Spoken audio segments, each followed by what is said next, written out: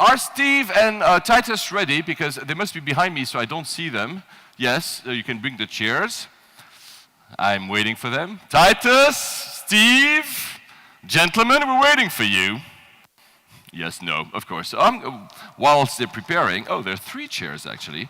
Do they want me to stay? I'm not sure they actually do, because I'm going to babble all the time. So whilst I'm waiting for them, because obviously I don't know what's happening in the background over there, what I'm going to also do with you guys is that I want you, if there's anything you want to tell, please, Tytus, come, guys.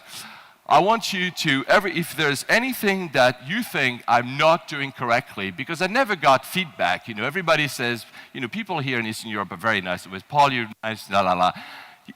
Please come to me once I'm not on stage and challenge me. I like to be uncomfortable, so please do come and challenge me in everything I might or might not say. Guys, please welcome. I didn't know you were, come on. I didn't know you were, hi Tytus. I didn't realize, Tina, you were part of this. I'm so sorry. I keep forgetting. Hi, Steve. How are you? So the stage is yours for the next 30 minutes. As I just told the crew, I'm Swiss, so in exactly 30 minutes I'm going to jump on stage and I'm going to say, stop! But please enjoy. The stage is yours. Guys, give them a round of applause, please. Thank you. Hello, Warsaw. I wanted to introduce you to Steve and Tina Gillmor, the legendary members of the Gillmor Gang, which is an amazing podcast and live stream based in San Francisco, and that hosts very important tech people. And they have a very interesting story, and I think it's a story that will resonate with a lot of folks in the room and people watching online. They made a big transition. So Steve and Tina were in the entertainment business in New York in the 70s and 80s, and they transitioned from... Don't date me that old. Okay. 80s. No, I'm the old guy. Okay, I'm the old 70s guy. and 80s. But seriously, so they transitioned from the entertainment business and into tech. And what was that transition like? And why did you transition from managing rock stars and musicians in the studio to managing tech gurus and running a TV show or a podcast, live stream, video show? Well, first of all, most of the musicians that I knew died. So it was not easy to hang out with them after a certain point. Like startups, they die a lot. Yeah, they didn't pivot. No pivot. Put it that way. And secondly, I started to notice from my experience with musicians and in the studio, I started to notice some similarities between that world and the world of technology. And basically, we've been interacting with that insight for many years successfully. So any famous stars you worked with? No. No. But you were in the room with a lot of famous stars. Yes, that's true. I spent a lot of time in the room. So you worked the room pretty well. Well, let me put it this way. I met Tina at a comedy club on 8th Avenue in New York City. And I was friends of the owner, Caroline. And Tina was just inside the club taking notes, which I thought was funny and also kind of interesting. And she can tell you what she was doing there. Okay, so Tina, any famous tech stars or CEOs that have been on the Gillmor show? Wow. Sure, we've had actually, I think you could probably answer the CEOs and tech stars that we've had on the Gillmor. We've had... I work for Salesforce, which is That's a unicorn. Yeah, it's unicorns are spun off from Salesforce, not the other way around. And the CEO, Mark Benioff, was the guy who actually suggested to me that we shift from being an internet audio podcast to go video. He said basically that if you turn this into video, I'll be your first guest. So he's been on a number of times.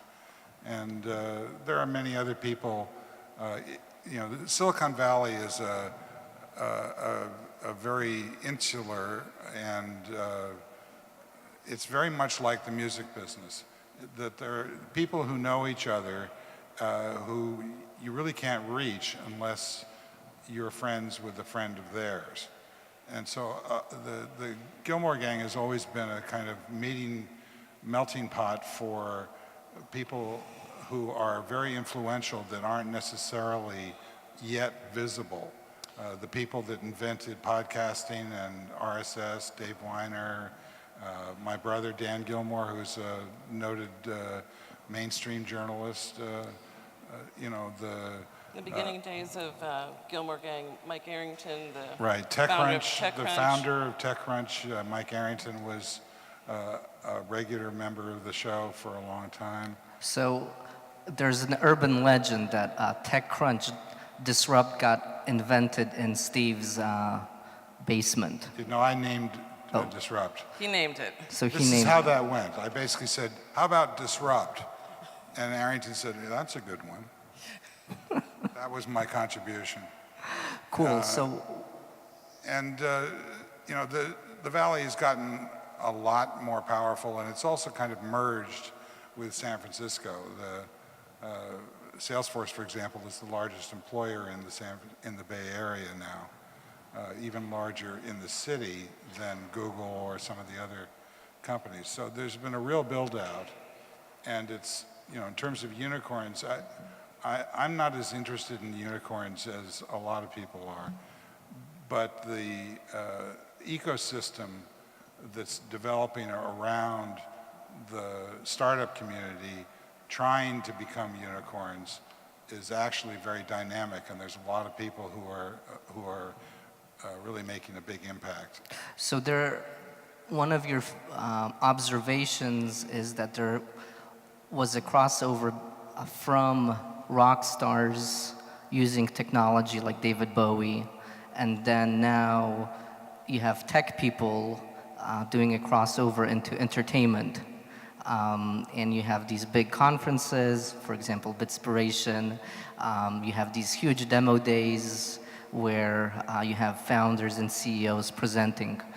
Where is this coming from, this crossover of entertainment to tech and technology? Well, I mean, technology leaders are the new rock stars. I mean, they're the, you know, when the Beatles first broke into the scene, there was a big transition from AM radio to FM to album cuts to long periods of music being mixed together, which foreshadowed disco and some of the hip hop stuff that's going on now.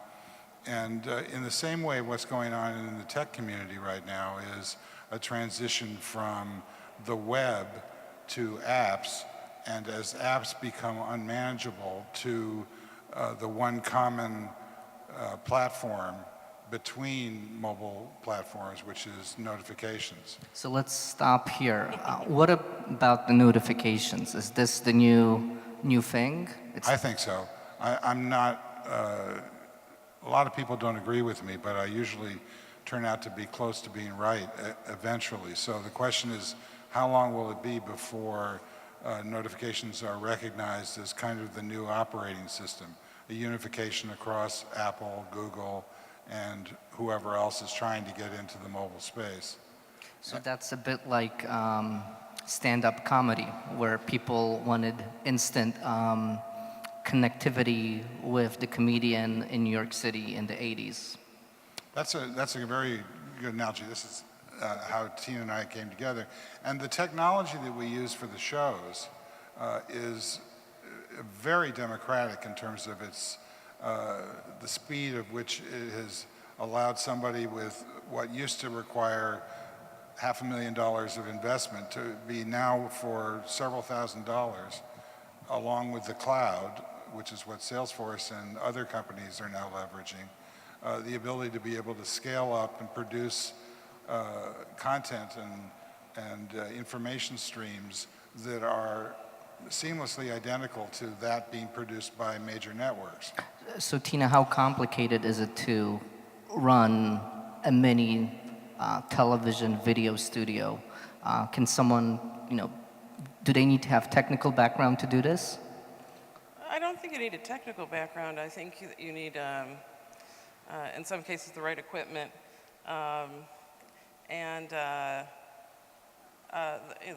For us, it's really the magic is in the right people.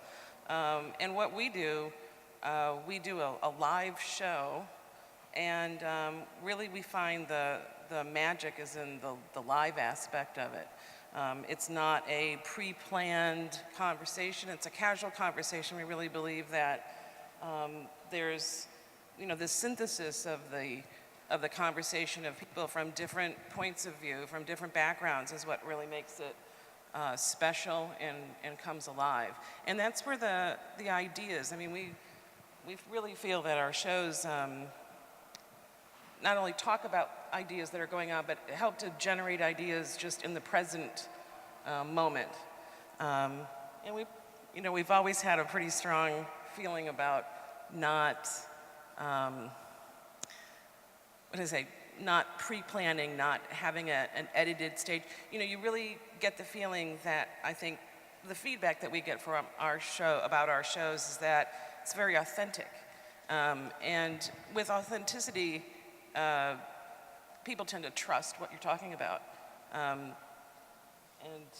Yeah, that's one thing I learned from being in the studio in the music business is there are various styles of recording, but the most interesting thing to me with some of the artists that I worked with, people like the band and David Sanborn and others, is that there's a certain magic that happens on the first take. In fact, often on the rehearsal before the first take.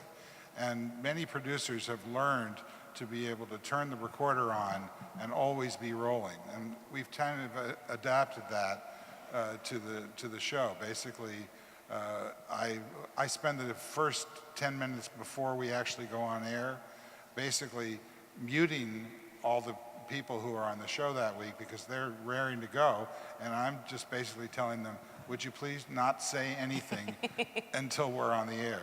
We don't want to leave that magic. We don't want to lose it on the cutting room floor, right. Basically. So you started off in the music business, and it was some time ago, and you've seen how the music business changed. Do you feel artists can make money off their music? Well, I think that they will, but the record companies made a tremendous number of mistakes that, unfortunately, one of your speakers who's going to be coming up, last night we were talking about the publishing business and about the crisis that the New York Times and other mainstream journalism environments are going through as they try and adapt to digital. So it's not a simple thing, but I think that there's some lessons to be learned from what the record business didn't get right that will help them find themselves. And honestly, I think musicians right now I find it, they're making their money on live yeah, events. that's the only thing that they make money on. And again, we go back to live. So learning more and more how to create special moments in the live setting is... So the Periscope. Yeah. Periscope is an astounding technology, and now that they've actually allowed you to be able to have it persist along with competition We've from got Facebook Live and people are starting to be able to come up with content that they can then go out and merchandise, market, use social media to generate viral excitement about what they're doing. Yeah, I mean, what's sort of, amazing, I was born in 1978, and I remember vinyls, then I got video, the little video things, then CDs, then iTunes, and iTunes was supposed to be the future. iTunes or MP3s, those are gone, and now we're in streaming. it's going, the next, what's the next? It seems to be, really not predictable. Well, I disagree. I think everything is predictable. Everything is predictable. No, I do. I think that what you have to imagine is what it is that you want. What do I want now? I want streaming. I want the thing that was exciting about the record business when the Beatles started was that they were inventing as they went along. They were constantly changing, they were constantly reinventing themselves, and the body of work that they produced affects that. Effectively, the studio became the instrument that they used. George Martin, who was their producer, was a master at using the studio to create sound and humor and all the kinds of things that really bind that information to the generation that it was serving. And that's the opportunity we have now with these devices that are just incredible in terms of their power and their ability. Our daughter, who's a budding filmmaker, she uses Final Cut Pro and a set of soap operas that she steals on BitTorrent, basically I didn't say that, by the way. We have to delete that section. Yes. But she uses them to create this new kind of art form, which are these 6-second vines, and she's graduating into YouTube now. Those are the filmmakers, those are the Scorseses and the great filmmakers that are coming up and are going to populate the content of the future. Got it. So everybody can be a producer, Sure. an artist, a content creator, a We're distributor. all becoming content creators. But I think that the content creation is tending more towards live. I mean, we've had, when the web was, when we all started first using the web in the 90s, we were talking about websites, very one-way kind of communication, very staged. We got into blogs, and blogs got exciting, but the excitement was always in the BBSs and in the things that where people were really connecting in a live sort of way. And now, more and more, we're seeing the strength in whatever is live. Twitter, Facebook, And television. Instagram. Television is, as we know it, networks are, at least in the United States, are dying. It's all becoming just live events. So it seems a lot of the technologies are morphing into each other. And, long time ago you had radio, you had television, and now you have Instagram where you have video, you have Twitter with video. Everything seems to be morphing into this one big river.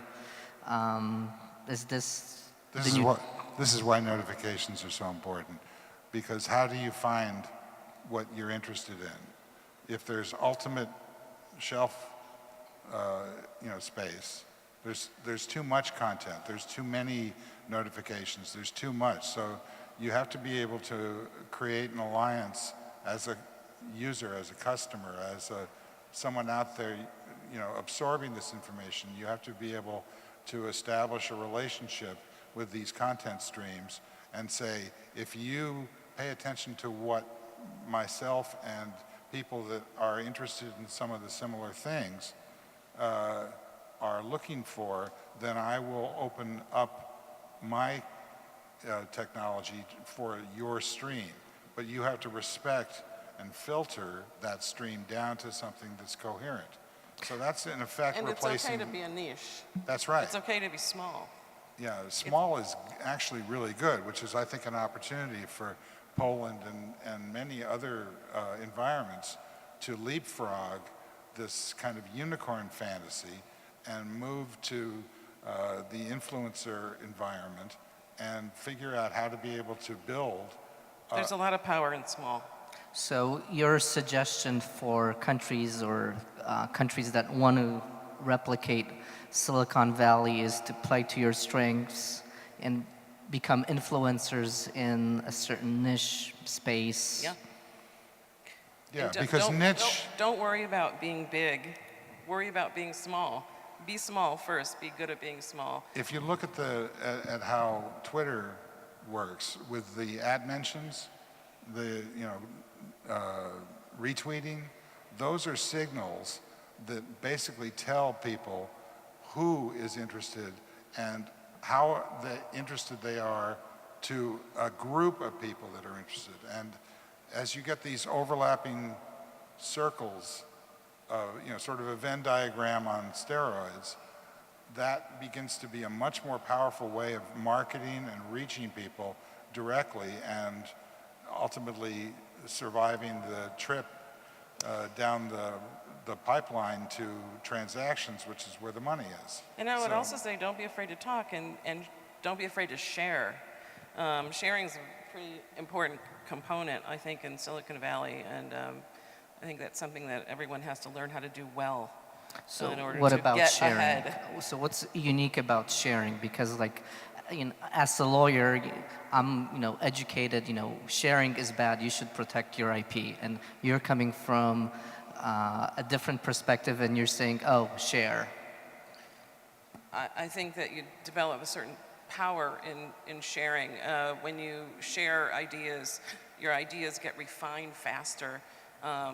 And maybe there's a little less chance of failure, I think, with a shared idea.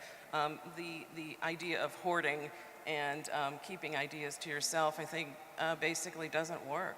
So would you say that sharing is the success formula for companies in the Valley? I'm sorry, say that again? Is sharing the secret sauce for successful companies? What do you Well, think, take a Steve? look at Facebook. I mean, Facebook is one enormous sharing engine. I have my problems with some of how Facebook conceals the signals that we send to it. They basically The algorithms are obscure wrong. that and produce a feed which I don't particularly trust because I don't know how to affect it. I don't know how to broadcast to it. Whereas Twitter, to me, is a much more powerful direct engine where you can see who you're trying to reach, and those people can respond with retweets, etc., and tell you. So some combination of those two things. I mean, what Twitter did was to establish the idea that sharing was not a bad thing, that hoarding was the mistake, that sharing allows you the opportunity to be able to bubble up above the noise and establish some credibility and a loyal audience. And then once the audience has that, they become very covetous of that. They want to preserve it. They want to extend its power as part of the community. And then you've got hundreds and thousands and millions of people who are basically producing. I mean, the ad mention was created by users, not by Twitter. Same thing with retweets. These And signals our shows are are- the value. And our shows are really built on that idea of sharing. We're sharing our thoughts, sharing our ideas, sharing, our accomplishments and our failures. So, Now, you're going to have a talk from Stuart later, a little bit about the value of protecting yourself in terms of patents and other kinds of considerations. So he it's may not have a different angle. It's not a pen. He may think differently, but the reality is that you have to have something valuable to protect, and how you get from being a single node in the universe to having some community behind you that allows you to grow and get investment, etc. You got to start somewhere, and sharing is how you do that. So I guess, we started from authenticity and being an authentic content producer. Then we moved to the culture of notification. From notification, we got into sharing. And that's, I think, very a unique perspective, that you have to be authentic to make a splash and be a voice that can build a community around yourself, and that it all has to be real. You can't, create things that are not authentic. So how do you maintain your authenticity, your culture? Oh, that's easy. Just make mistakes and not cover them up. It's Yeah. the cover-up, as Nixon learned, the cover-up will kill you, not the original crime. So do If you, if I had to worry each time I fumbled and stumbled on words in my shows, which I do all the time, I'm famous for it, I would never turn the cameras on again. I just have to go in there with a lot of energy and gusto, and the authenticity sort of rises above the mistakes. so it's and a the totally mistake- different model than television, where you have to be in the square. Well, it's the new model of television. I don't know. I think the new model of television is probably reality TV. So whether that's real or not. So Steve, do you want to share any mistakes? I make them. I've made a number of them already today. You're not willing to share. I don't know what you mean. Okay. So, in terms of like the next, there's people in the room that are trying to build a unicorn. Should they be? I guess the takeaway is, don't build a unicorn. Build something what people want, and you can build a community. But where do you think the next is? Well, I've always, I have a sort of contrarian approach to when the things that I've done in music and in comedy and in technology. I've never really tried to reach an audience. I've tried to basically reach an audience of one or two, which is, if I think it's good, then I think that there will be other people that will find value in that. So my advice would be to please yourself. Create because products, yeah. you Create have the products that you want. opportunity. And when I went to school, I had to go to film school just to try and get into the film business.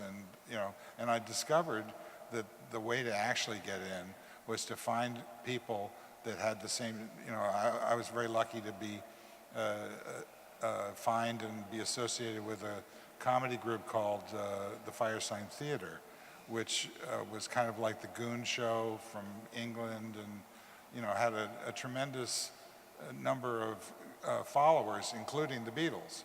So the Beatles and the Firesign got into this feedback loop, and that expanded and led to me knowing the band and Paul Butterfield, many people in Woodstock, and from then I was able to find people that liked those people, and you develop this kind of community of artists that is what I think has fueled everything you've been talking about here, about Netflix and iTunes, and all of these things are representing, trying to find again this golden age that started in the 60s of these incredible artists finding a direct avenue of approach to what became the boomer generation, and which continues to this day to be the largest economic force in the world. And so now it's the technology field. That's right. The technologists, Steve Jobs, There's no point in was an extraordinary, one of your guests today had a fantastic blog called Fake Steve Jobs, which was funny because it was emotional in its approach. It was real. It was incredibly real, and it was in real time. He was on Twitter, and he was commenting as things happen. When you see, God help us, Donald Trump, tweeting in real time, you can see how powerful this has become, and hopefully can be counteracted. So I guess everybody should be on Twitter. Absolutely. So Twitter is the future. Well, I think Facebook One of the is futures. the present. Facebook's the present. Everybody is on Facebook. I think Twitter is much more of a engineering, hacker, political hacker kind of environment. And it's obviously had a tremendous amount of impact in world politics. But in the United States, and particularly in the Valley, it's really the liner notes, to coin an old phrase which disappeared with CDs.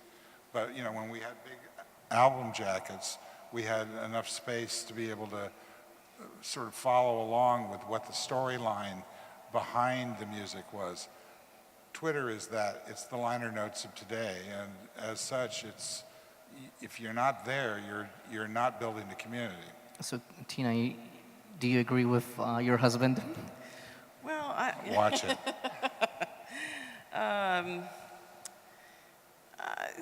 somewhat. I mean, he's, we have a little bit of a disagreement between Twitter and Facebook.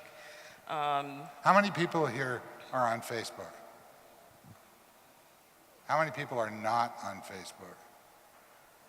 Okay, you two. So it's like 2 people. All right, And Twitter. about Twitter. How many people are on Twitter? How many people are not on Twitter? So get on Twitter. So I'm right. I'm not on commission of Twitter. Okay. I would, when he says that Twitter is more the liner notes, I would say it's reverse. But it's okay. So You can think that way.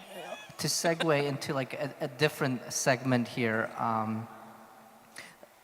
you have, Tina, you have Polish ancestors and it's your first time here in Poland. Yes. You're looking for someone to make you gołąbki, so if there's anybody in the room who would offer their gołąbki, Tina is Or willing at to. least a really good recipe for gołąbki. I really appreciate that. What she really wants is plum pierogi. Okay. There's like about 3 days in the fall in the United States where you can get the plums for plum pierogi. Right. So Thank you for bringing it up, Tytus. no, I told you I would take care of the gołąbki problem. There might be a solution here, but this is your first time in Eastern Europe.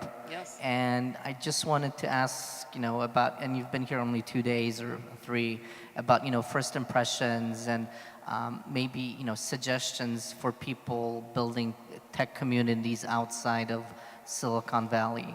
What should they do? I think, I think I maybe get the impression that people think that they can't exist outside of Silicon Valley, and I think that that's not correct. I think that from my way of looking at things, you start with who you are, where you are, And that's now. perfectly fine. You are the only person who can be you, and your company is the only company that can be that company because of you. So, you need to embrace those qualities that only you have. And I don't know, we didn't coin the phrase, but I think maybe Salesforce did, of Unfair competitive advantage. unfair competitive advantage. And it's a bit and of that's a who joke. you are. It's a bit of a joke, but it's very serious business. If you are doing what only you understand deeply, you have an unfair competitive advantage. And I think to have a love for deeply, I think, life is short. You shouldn't be doing anything that you don't enjoy doing or you don't really believe in wholeheartedly. If you're involved in something like that, get out and find something that you really are passionate about. And the passion is going to rise to the top. And don't worry about being big. Worry about networking among, creating your own communities, and your own communities will start to reach out. It'll be like a ripple effect, right? Steve? I agree with everything she said, Wow. except the Facebook part. Except it's an ongoing dispute, Facebook or Twitter. So what do you think is amazing about Salesforce? This is your Salesforce advertising moment. Why is it?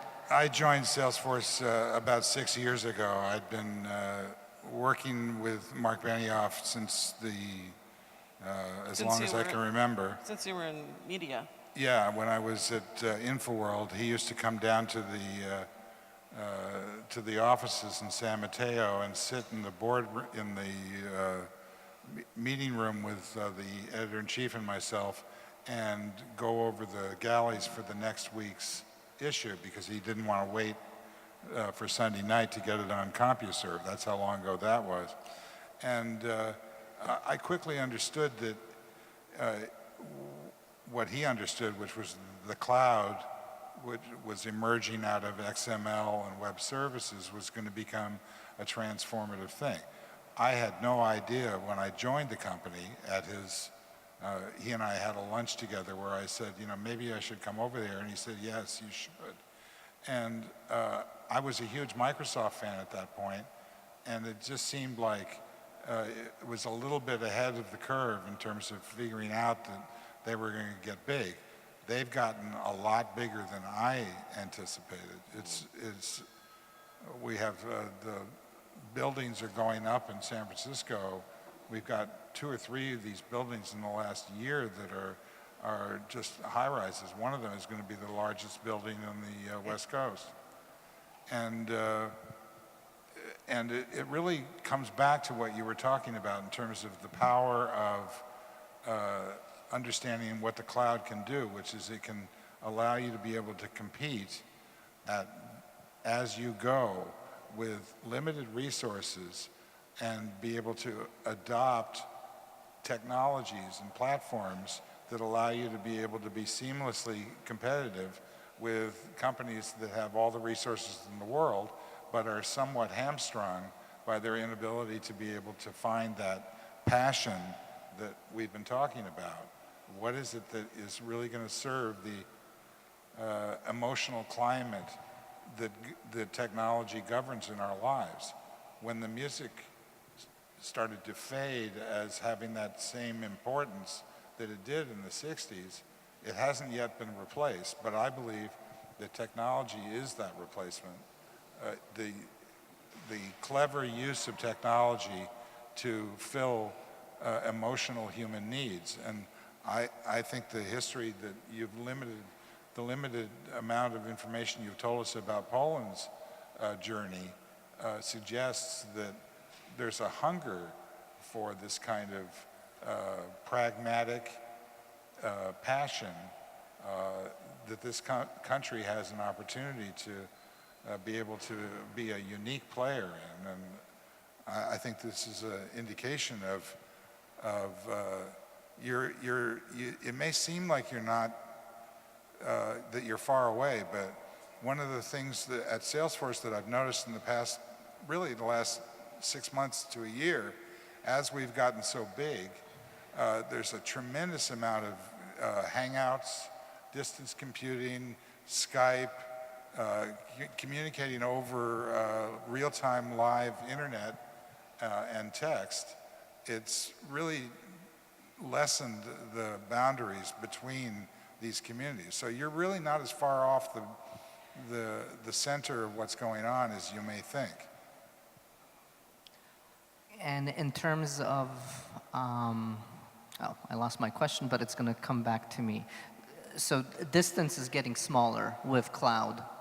That's right. And it's not far away shareholders or investors. It's all about community and stakeholders. You have your customers as a company, but you're not far away, and you're based together in this metaphorical cloud.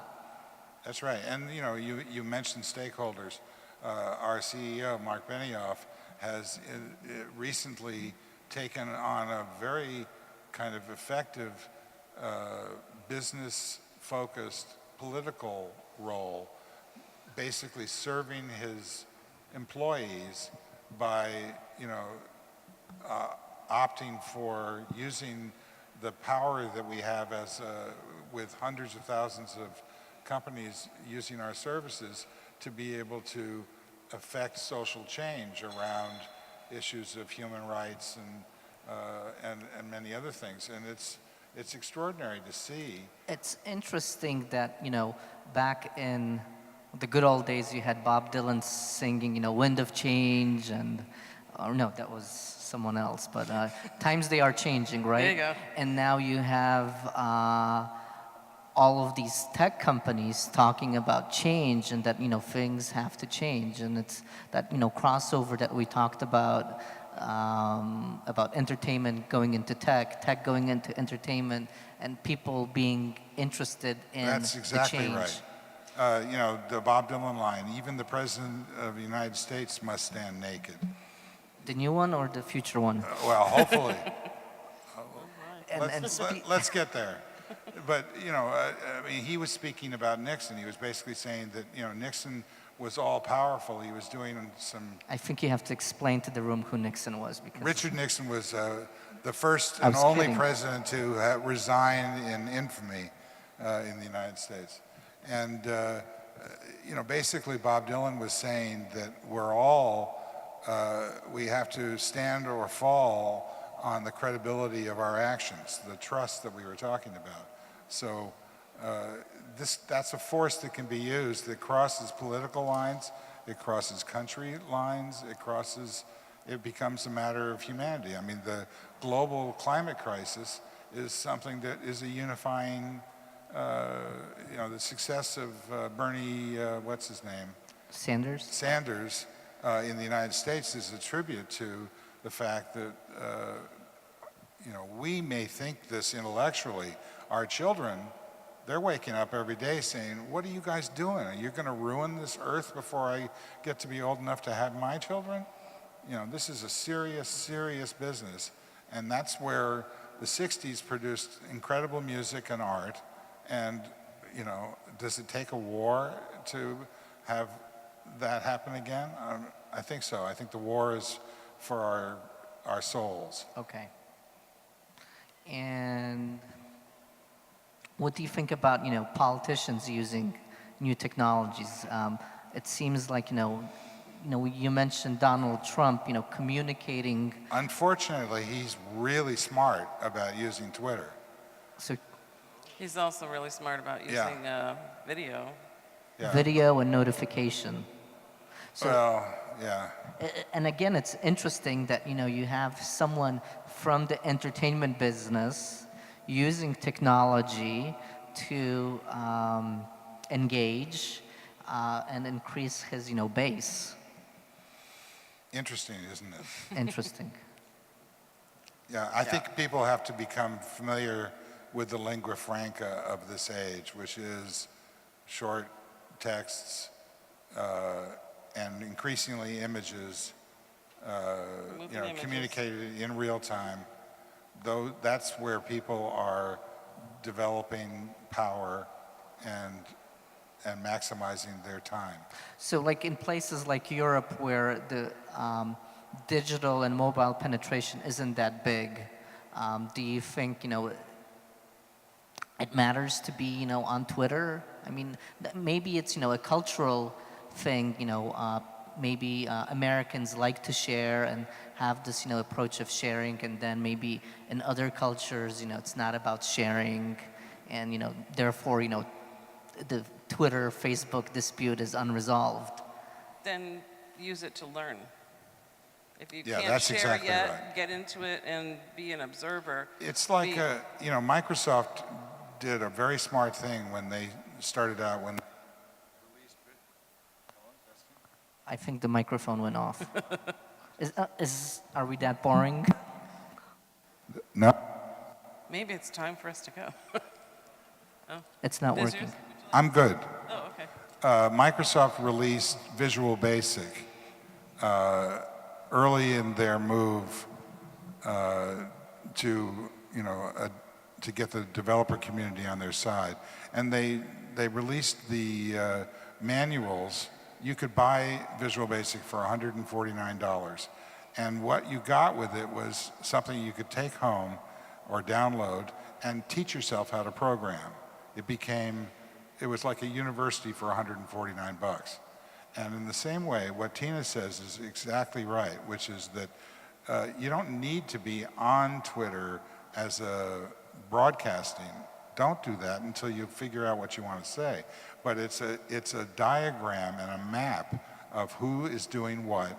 And these people, I mean, Mark Andreessen, who's one of the most powerful people in the Valley, is a constant presence on Twitter. You can learn to understand what he's interested in, and they'll tell you. They have a great podcast, A16Z podcast, people like Benedict Evans. There are a number of thought leaders who are broadcasting these podcasts and Twitter and webinars. There's just an extraordinary amount of information that's available to you for the price of even a dial-up connection at this point. So ideas matter. At the end of the day, it's all about content creation and building good content. Yeah. Because you know that seems, you know, there is a problem with good content. You know, there's so much trash online, and you know maybe that's, you know, the beauty of, you know, panda and cat videos, and people. Well, I mean, you know, Well, you're not one going to get me person's to. trash What's is that? another person's treasure. So, I mean, I think that there's a place for all of it. And, you know, yeah, there's a lot of content. What's quality content? I think, you know, you go back to, at least if you're going to be involved with quality content, you go back with what Steve says, is as long as you know you're doing something that you really believe in yourself and believe in it passionately, that's quality content. It's at least quality for you. It has to start there. It's interesting that, you know, Netflix, a lot of, like, you know, their shows are based on the customer feedback loop. They don't build programs nobody wants, and that's a reason why, you know, people are addicted to Narcos or Orange is the New Black or House of Cards. yeah, House of Cards, and the old economy doesn't get, you know, the paradigm shift of marketing as a listening tool, not as a. It's a perfect example because look what Netflix has done. They've blown right past everybody but HBO, and they're giving HBO a run for their money because HBO content, you know, they had this, what was the... Vinyl this- or Madman? Well, no, that was AMC. Oh, right. These other networks have started to develop and emerge because HBO is not able to lock out the talent because streaming has opened up this opportunity, just like LPs and FM radio opened up an opportunity in the late 60s. Now Netflix and streaming is opening, and Amazon Prime has opened this opportunity for new content to emerge that pays attention to what the users want in terms of how they consume it. So new content, new talent, and then we go back again, you know, to the good old days, and you know, your beginning. You managed talent in New York. You dealt with. The word manage is not what I did. I was a producer. A producer in the record business is like a director in the film business, or both in the video business, like my wife is. So talk about the talent component and, like, you know, what happened back then, and you know what's happening in the valley, and you know, there's a lot of talk. And the mic is gone again. Testing. Okay, I'm good. Are we wrapping here? 5 minutes? 5 minutes. Well, I'll give you the 5-minute story. Okay. I Does have this involve Chevy Chase, Bob Dylan, David Bowie coming into the room? No, how about Grace Jones? Grace Jones. Okay. So I met Grace Jones at the Limelight, which was a sleazy converted church in Manhattan. And yeah, Tina had a job there, as a matter of fact. And it was a scene. You know, you see Billy Idol, you know, falling out of one room, and you know, it was pretty disgusting.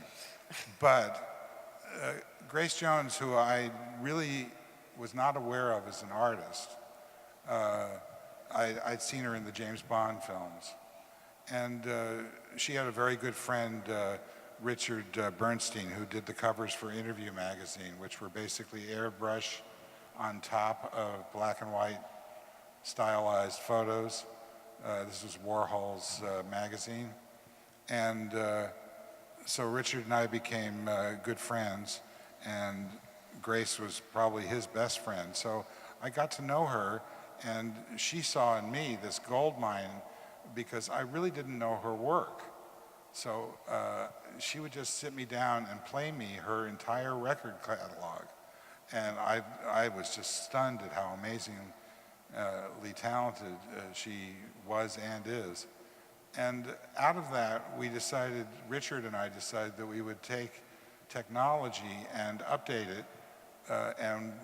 I was doing a lot of TV commercials in those days and using a device called the Quantel paint box. What? Quantel paint box. Okay.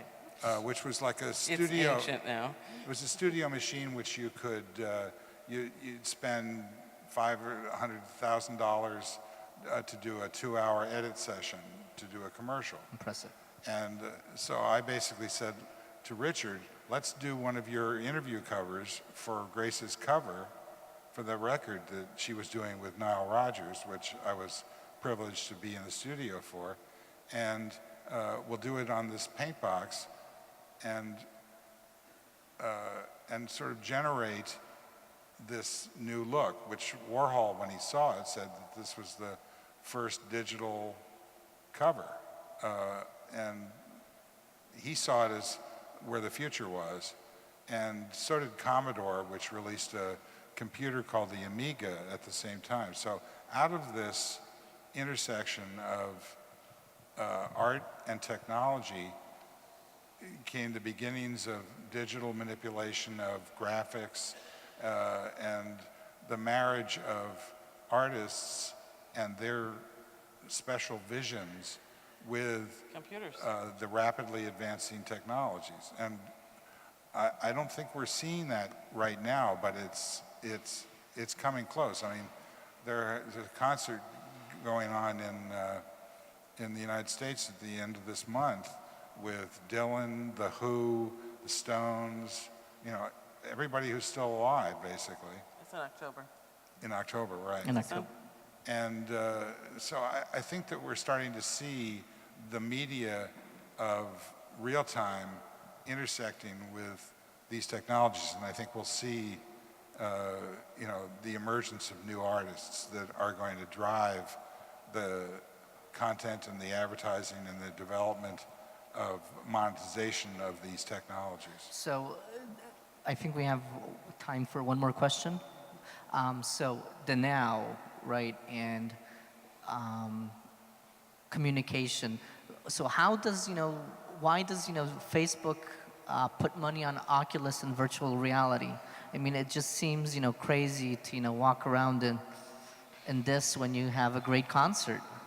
Well, we have a gentleman named Robert Scoble who is on the Gillmor gang frequently, and he's over the moon about VR. I personally enjoy spending most of the time when he's on these days basically debunking his excitement, because I think that augmented reality is where it's at. I think, the idea of putting a helmet on my head, Gary Busey should have put a helmet on his head. He'd have a few more brain cells left, but I'm not interested in that. But augmented reality is where the technology business is going to go. We're going to see in the next 6 months the obvious merging of the car companies with Uber, Apple, Google. That's all going to collapse into one big environment, and then we'll have the 3 major networks will be Amazon, Apple, and Google. That's what will happen. So, this is augmented reality is the key to that. I don't want somebody taking over the car. I just want to have 90% of the, work, a traffic cop for the vehicle. I want to be able to continue downloading and trying to filter through all these streams while I'm on the way to work. Cool. I think that's a wrap. Thank you so much. Thank you.